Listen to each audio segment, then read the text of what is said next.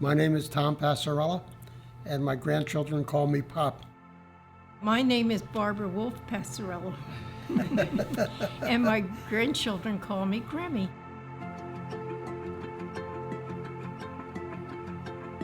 My grandfather was named Giovanni Passerello.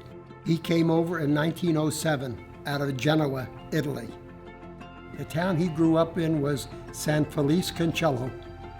When he and his brother came here in 1907, when they went through immigration in New York, each brother came out a separate aisle with two different spellings of the name.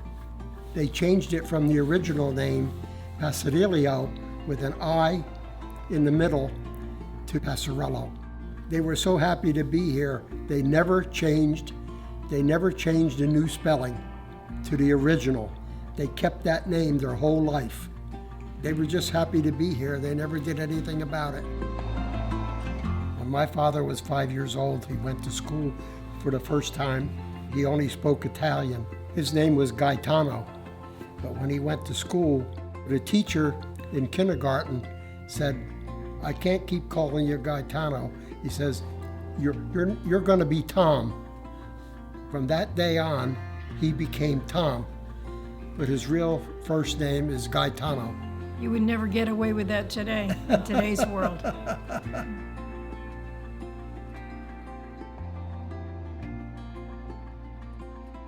did you guys meet? What was the story of how you guys met? She went to North Hunterdon Regional, and I went to Flemington High School, so which we were about 10 miles apart. And Tom came to one of our dances, but I didn't like him.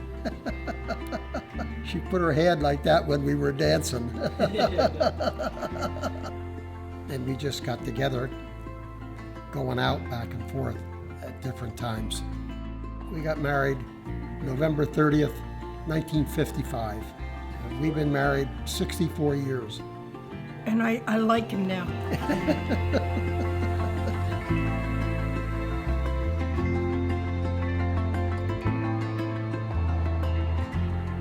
She made pizza before we opened up our bakery and pizza shop. I remember one time somebody said to me, how can you make a pizza? You're not Italian. And I said, well, my mother said, if you can read anything, you can do it.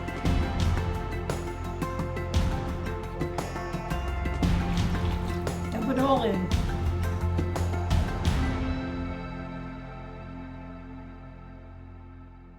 I built a new building because our oldest daughter did not want to go to college, but she was a good cook, Cindy. I said, "Cindy, I'll build a building and you can bake out of that building." And I did. We laid all the cement blocks and built all the building, Tom and I. Later, my father used to come and help. And while we were building the building, after we had it all up, we needed wood 2x6s for the flat roof. It was a lot of money in those days to buy that. So I had a friend, Marty DeSapio. He knew a farmer near him who wanted his barn tore down. So Tom and I and Mike, we went there and tore this guy's barn down. And he gave us all the wood we needed for the roof of the bakery. After we built our building, I bought a bakery out in Jersey City for $2,000. I bought all his equipment, which gave us our whole bakery's interior package. It was tables and chairs and a couple of refrigerators, pizza pans and mixers and cases and a donut fryer, everything you needed. The whole truck was loaded. We couldn't fit any more on it. Then after that, I met a guy, his name was Klein. He sold used equipment, but he also gave us the recipe how to make 15 or 20 pizzas all together.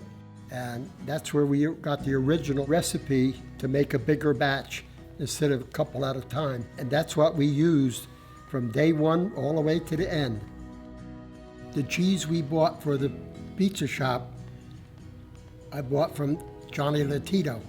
Johnny Latito's grandfather and my grandfather came to this country in 1907 on the same ship out of Genoa, Italy. We bought all our cheese all the time that we were open from Johnny Latito, Yeah. right? And he was the cheese man. The first night we opened for pizza, I had about a dozen pizza I burned. At least a I had a dozen. stack this big, right, of pizza that we burned. But we weren't worried. Nobody cared. I mean, right? how did you? We just made another pizza to go, and People were lined up around the corner. yeah, oh my God.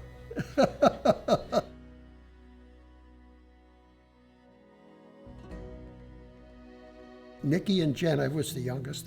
They worked the counter. So whenever people came in, they would be there to sell it. And Jenna was only about 5 years old. She was less than 5. She was maybe less than 5 Yeah. at the time. And she would make change and run the cash register and everything.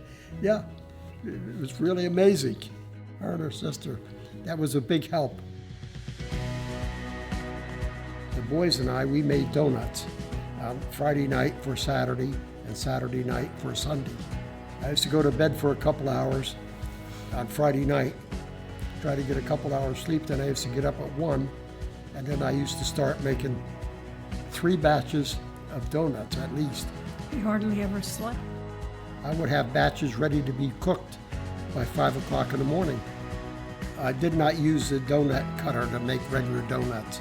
I used the cannoli cutter, which made them about a third bigger than a regular donut. Everybody loved it. Oh my God.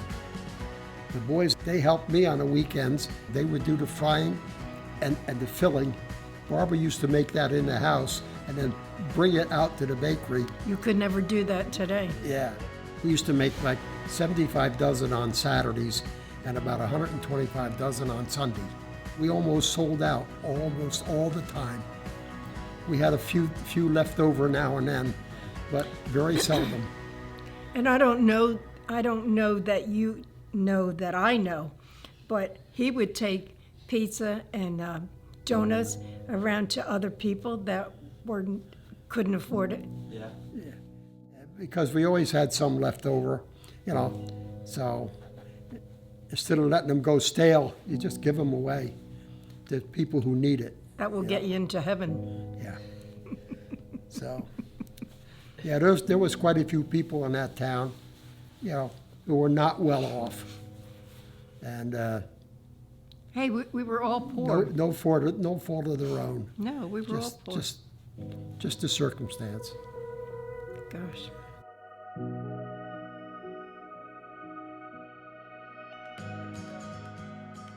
It was an interesting time. And I went to work every day Whew. for a construction company. How many hours sleep did you get? Not many. I didn't get many hours of sleep. But you're making up for it now. I used to come home at, 6 o'clock from my job, and then I used to do the frying in the oven, make the pizza in the oven, take them out and box them. We closed down 11:30. I used to stay, and I used to wash the back floor, and I used to wash it on my hands and knees, make sure it was clean for the next day, and make sure all the pans were washed and everything for the next day. He worked hard.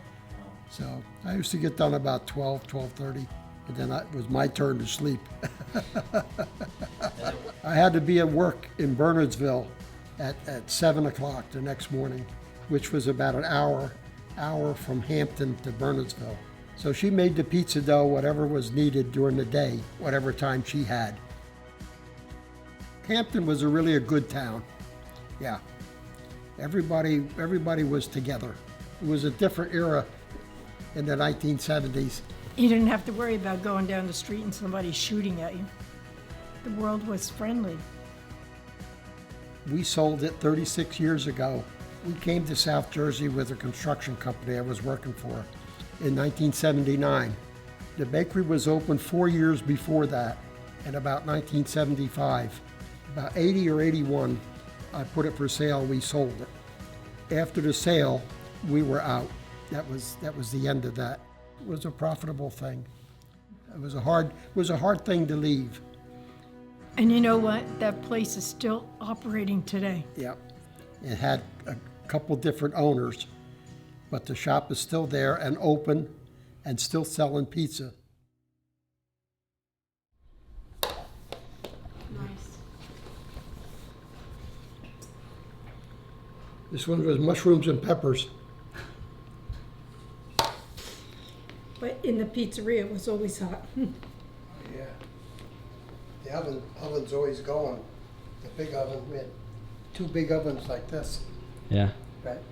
With You're always two cooking in there. doors in each one. Wonder how hot do you think it was in there? I can imagine.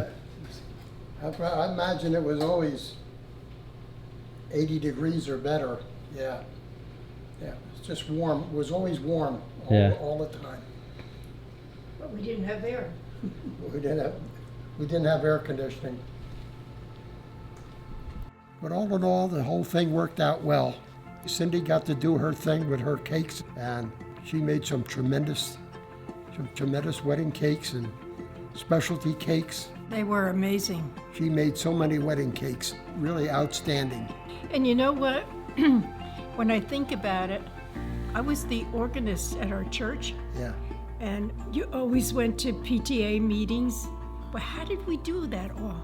She did it. We were a lot younger than 40-some years ago. We were a lot younger. I was not 85, I was 45.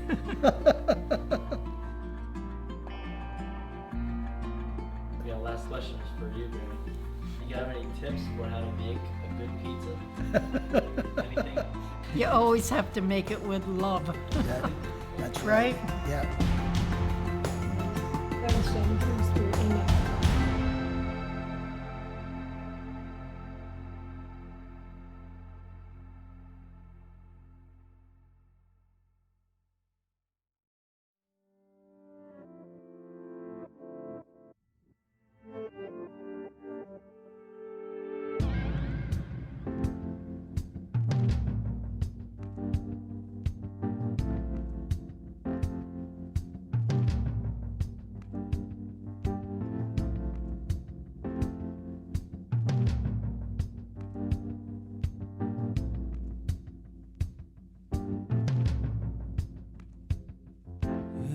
It's been a while without your face.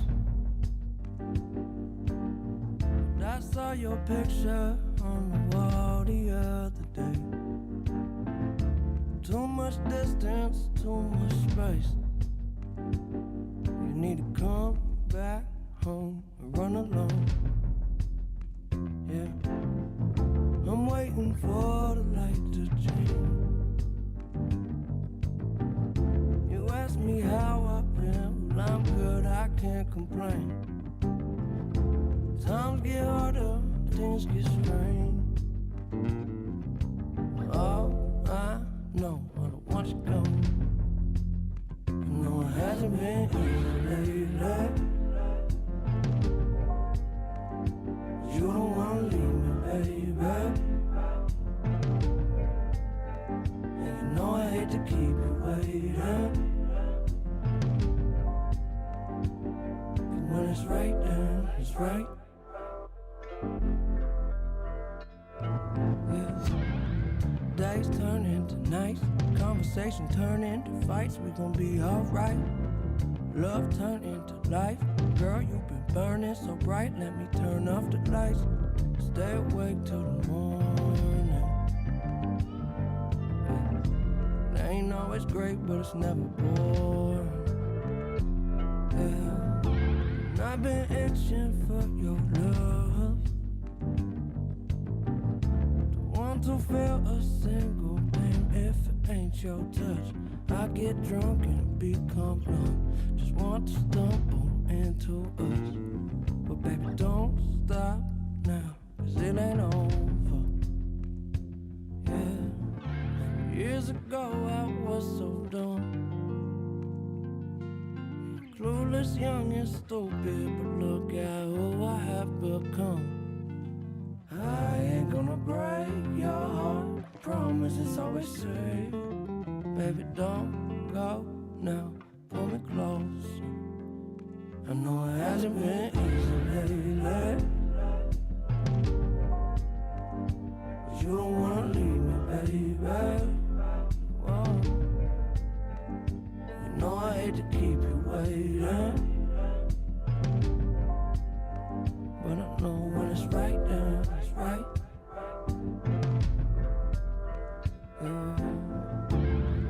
days turn into nights, conversation turn into fights. We gon' be alright.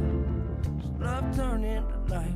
Girl, you've been burning so bright. Let me turn off the lights. Stay awake till the morning. It ain't always great, but it's never boring. Whoa, whoa. Whoa, whoa. Whoa, whoa. Whoa, whoa.